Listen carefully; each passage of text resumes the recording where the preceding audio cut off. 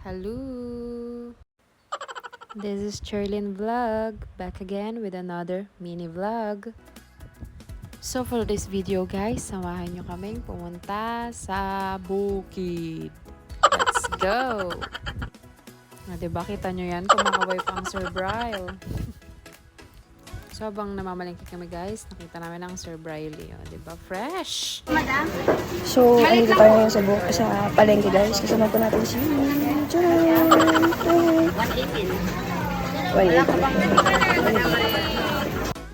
So yun guys, namalengke nga lang kami ng aming mga lulutuin, gagamitin sa bukid. Hindi ko matandaan kung burn out ba niyan or walang pasok. Basta nagawi lang kami kasi sobrang init ng panahon guys. Medyo matagal-tagal na rin to guys. Hindi ko matandaan kung anong buwan. Pero ngayon lang ako sinipag mag-edit kaya for the go. So bali pupunta nga pala kami guys sa Mailing. Sa hacienda ni Auntie V. Charot. Yun guys, pupunta kami dun sa bukid nila Anggi. Sobrang presko dun and sobrang ganda dun guys, promise. Bale, ito nga pala guys yung dinaanan namin. 'Di ba? Grabe ang kalsada, bitak-bitak. Baka naman. Pero guys, pagdating naman doon, sobrang worth it. So ayan guys, nakarating na kami sa hacienda ni Auntie V.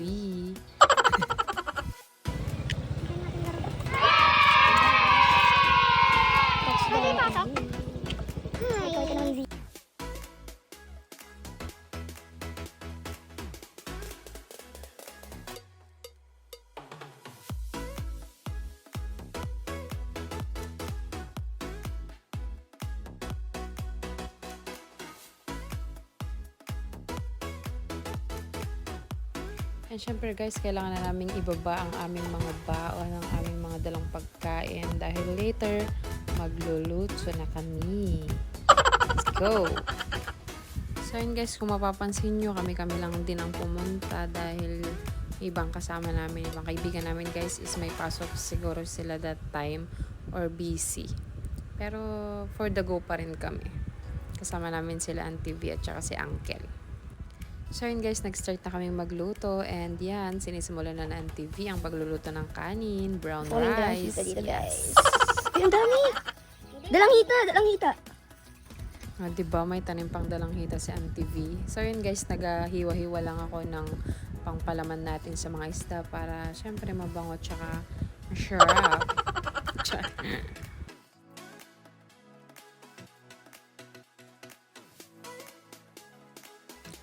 Maliban nga pala sa isda guys, naglaga rin kami ng mga gulay gaya ng okra, talong. And syempre meron din yung pangmalakasang inabraw ni Auntie V. Nagimas.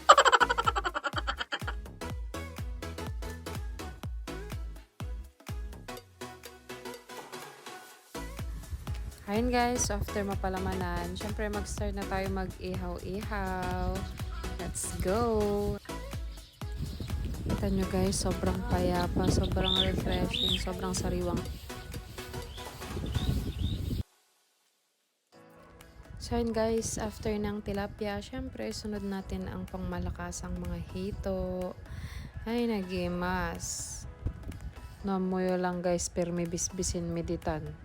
Talaga na mabisbisin kami amin nun. So, nung medyo malapit ng maluto guys, yung aming mga pagkain, syempre mas masarap ang boodle fight. Kaya ang senior for the get ng banana leaves na gagamitin namin mamaya sa boodle fight. Let's go!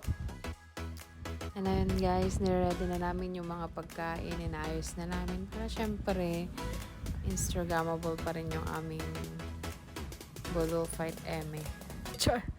O, ayan, diba? Meron pa tayong pakwan, syempre.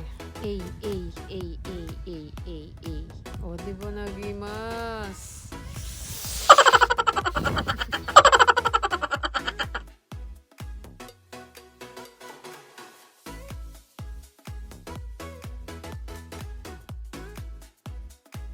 And after namin kumain, guys, syempre, ito yung hindi namin papalampasin.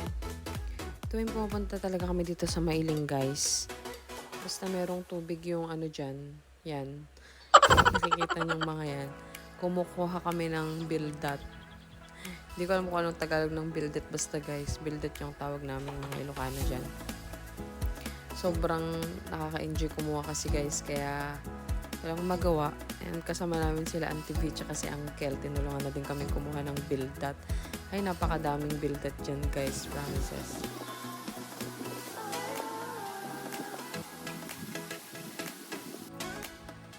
Ayun guys, after namin kumuha ng bildat, nag-rest-rest lang kami dyan kasi sobrang presko guys. Naglatag lang kami dyan ng higaan.